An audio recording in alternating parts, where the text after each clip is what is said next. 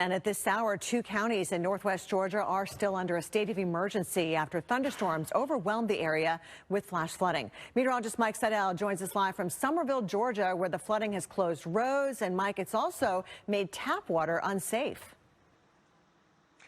Indeed, Kelly, the water has receded, but was another extreme rainfall event right here in Summerville. Some of the gauges over a foot of rain. This is how high the water got at the water filtration plant, and for the first time in anyone's memory, it went underwater. It shut down. It could be days before this town of 4,500 sees running water again. Well, here's the mess I'm in. High-octane floodwaters easily cut a deep gash in this driveway. A raging river, now back in its banks, but the blacktop shows the scars the floodwaters left behind. I woke up to ankle-deep water, not knowing what to do. I didn't know what to do.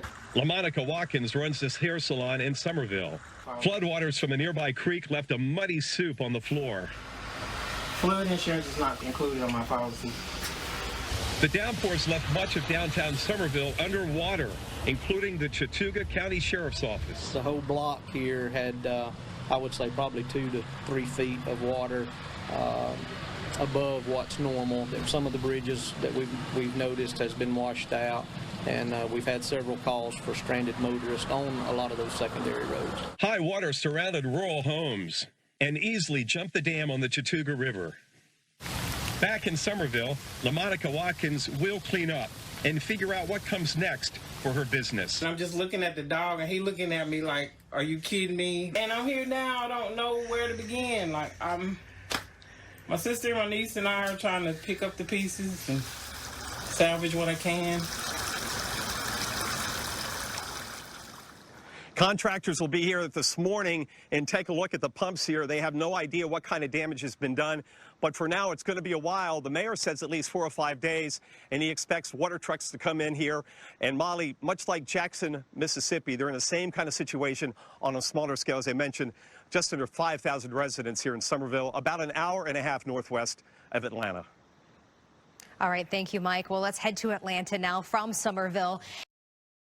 Meteorologist Mike Seidel live in Summerville, Georgia. All right, Mike, so do you have any idea on how long it's going to take for some of the roads that were closed to reopen? Well, as far as we know, all the roads are open. Yesterday morning was not the case. In fact, we'll show you some video coming up right here of what it looked like around Summerville. Remember, this area was getting over 2 inches of rain an hour for several hours on end. And by 9, 10 o'clock tomorrow morning, some spots around here had over a foot of rain. And some of the locals had a tough time getting around this town. This morning, the whole entire highway was flooded. There was like 6 inches of water. Like, it took us 30 minutes just to get around Summerville, just to get back here to see what Panto looked like this morning.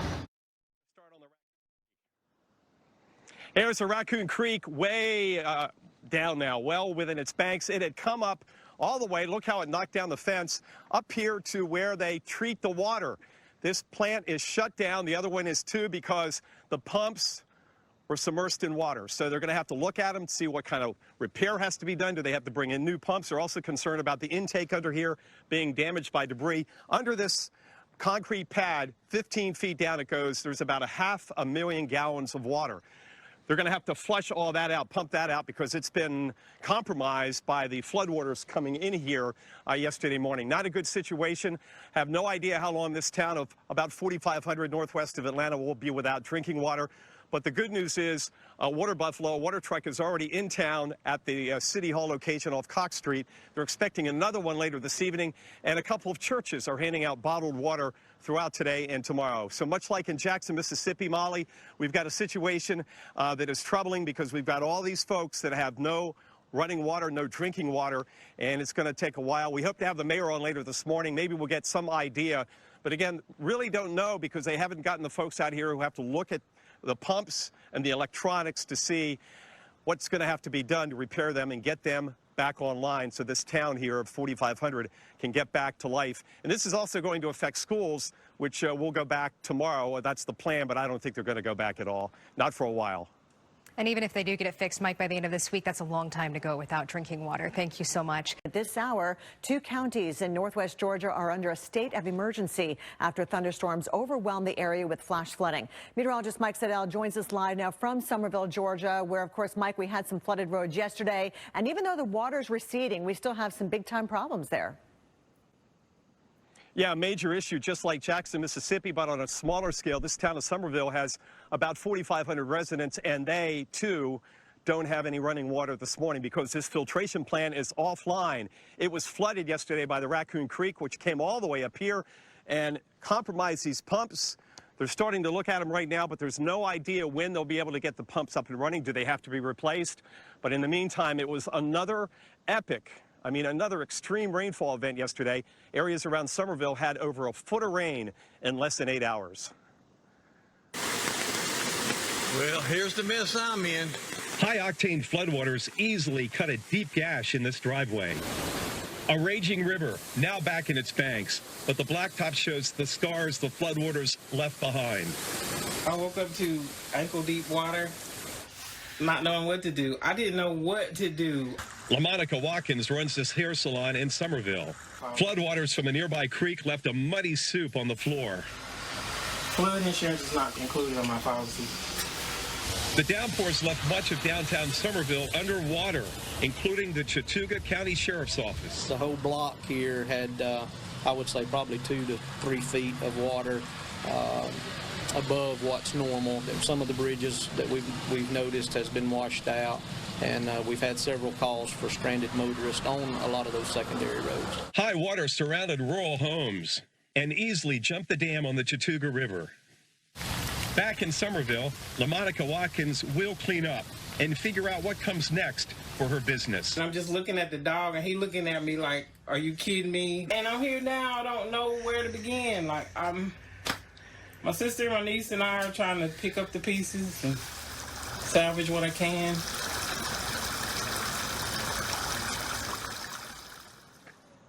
And this is the Raccoon Creek. It's back in its banks, way over in the distance. Yesterday morning, it came over its banks. By the way, this feeds into the Chattooga River, came all the way up here and over this. Under here is about 500,000 gallons of drinking water. This has all been compromised because the floodwaters got in the intake.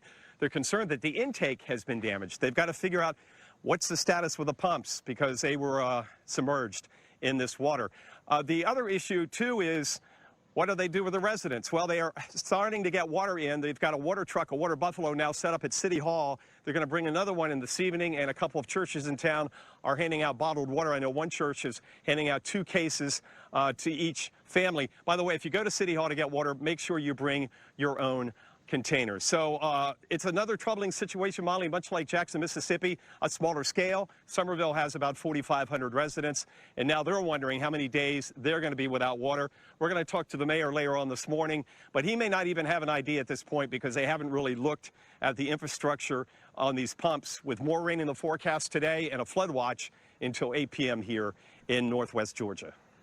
All right, thank you, Mike. And certainly the rain is only going to make things worse. Meteorologist Mike Seidel live in Summerville, Georgia, northwest side of the state where there was a state of emergency in effect. Mike giving us a breakdown of how that's playing out this morning. Good morning, Mike. Good morning, Jordan. Still no running water here in Summerville. It's a town of about 4,500 northwest of Atlanta. And we've got the superintendent of the water treatment plant, Jason Green, joining us. And we've never seen this happen before. This is a first for the pumps being submerged in water. To my knowledge, yes. And what's some of the good news this morning, and what's the status at this point? The good news is we have power to the main building, which was something we were concerned about. We had 28 to 32 inches of water through the first floor, covering a lot of our dosage pumps, a lot of our electric. So, and now we have raw pump 1 is operational. So we're trying to just take it one step at a time, starting with being able to pump water through the system, through the filters, right, and try to get it running. So right now we're just going to work on one step at a time. What are the 2 gentlemen behind us doing right now? They're working on a variable frequency drive, so it's a VFD, and we're trying to get our high service operational once we're able to pump water through the filters and to dose them properly. We'll need to be able to pump water into the system and that will require the operational availability of those VFDs. What about these pumps? Once you get to that status, do you have to go in and check these pumps, or you're pretty confident they'll... I'm confident they'll work. We'll test them one at a time. So there is hope that we may have some water pumping maybe by the end of the day, if we keep our fingers crossed? Fingers crossed, yes. But there's also the risk of parts needing to be replaced and having to get those parts. Right. Okay. Which is going to be, it's going to be a huge stretch, but we're not going to give up on it. Okay, well, thanks for your work. That's the superintendent of the water filtration plant here in Summerville, Jason Green. And again, 4,500 people without water. A smaller town than Jackson, but the same issues. They brought in a water buffalo, a water truck to City Hall. Another one is coming in this evening. And a couple of local churches are handing out bottled water, 2 cases per family. By the way, if you go to the water trucks, the water buffaloes, make sure you bring your own containers. Keep in mind, this whole area was underwater. Back here is the area where they store the drinking water. There's about 500,000 gallons under that concrete slab. It goes down 15 feet. That drinking water has been compromised because the floodwaters from the Raccoon Creek was way, way back in its banks, came up here and got into the intake. And that means this water, that 500,000 gallons of water, is going to have to be pumped out, flushed out, before they can even start pumping and filtrating drinking water for this community northwest of Atlanta. So, Jordan, hopefully not a long way to go. We'll have the mayor on, we hope, sometime this morning, and certainly by midday and afternoon we'll have a better idea of how many days they'll have to go without running water here in Summerville. Hopefully just a day or two, or maybe by tomorrow they'll get the system up and running. I hope so. I mean, this part of the country, the school's been back in session. Of course, kids go back tomorrow. Thanks, Mike. Meteorologist Mike Seidel joins us live from the town of Summerville. Mike, I was watching that rain come down on the radar yesterday, and it just kept coming. And it wasn't too long before we saw the flood watches and the flash flood warnings coming out. And there's a lot to clean up there in northwest Georgia this morning. Yeah, I was watching the radar too yesterday morning. We're talking about a foot of rain here, and that fell in under 8 hours. And we're getting 2 inches an hour. So we had the flash flooding in the town of Summerville. In fact, we talked to Tyler Fisher. His family has owned the local convenience store for 62 years, and they got flooded. And here's what he had to say about what took place yesterday morning here in Summerville. Luckily, we have a very good family-oriented business here with the families throughout the community and all the employees and just friends from around. All the customers came in, and you can see we started sweeping and mopping and vacuuming water, and with all the customer support. And we thank Tyler for his help yesterday. We were up here trying to put together this story because it is a big story, especially for this town, much like Jackson, Mississippi, but on a smaller scale. I'll tell you what happened. This is the Raccoon Creek, which goes into the Chattooga River. By the way, the river has come down 3.75, 3¾ foot. But the issue here is not how high the river got, because it's been higher than this the past 2 years. It's the fact that it came up, and then we had that incredible amount of rain, and we had the flash flooding. So look at the bridge first. We talk about the power of water. Look how it smashed the bridge together where you can't even walk out on the bridge. These areas are where the intake valves are. But I want to show you how far the water got. There's the Raccoon Creek right now. It went all the way across here, knocked down the fence. And up there, that's the water filtration plant. Those are the motors up there. They're still trying to get those back on. But you can get a sense. The water up there at the brick house. See the brick house? See where the bricks are wet?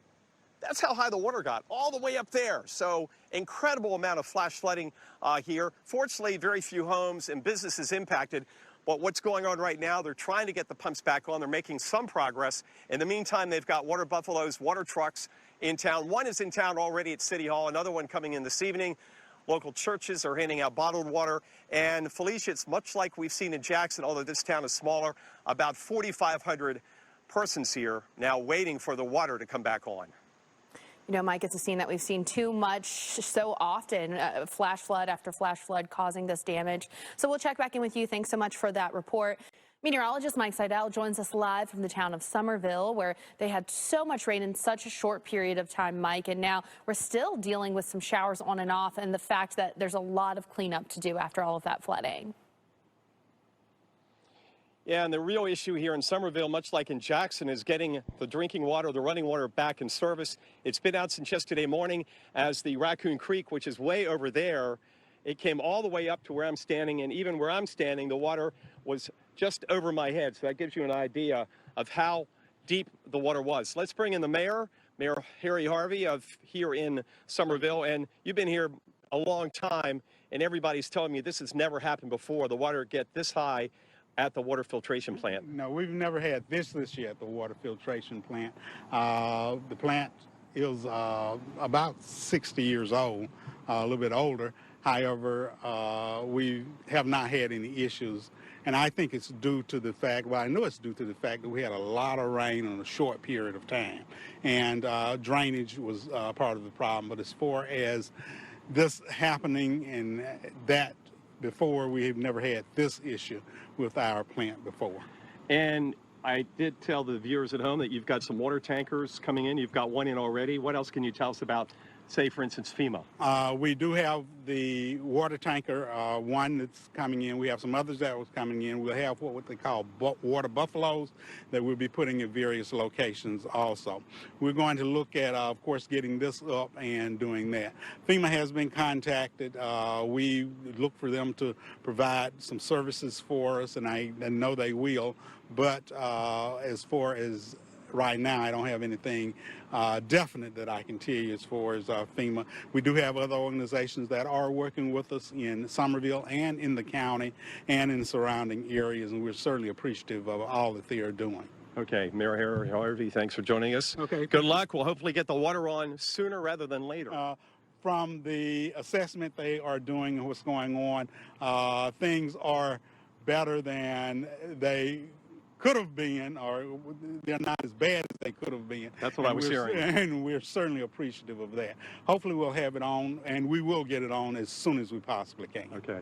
That's great news for the 4,500 residents, Felicia, here in Summerville. But not only have they got the water tankers, they're also giving away water at a couple of local churches.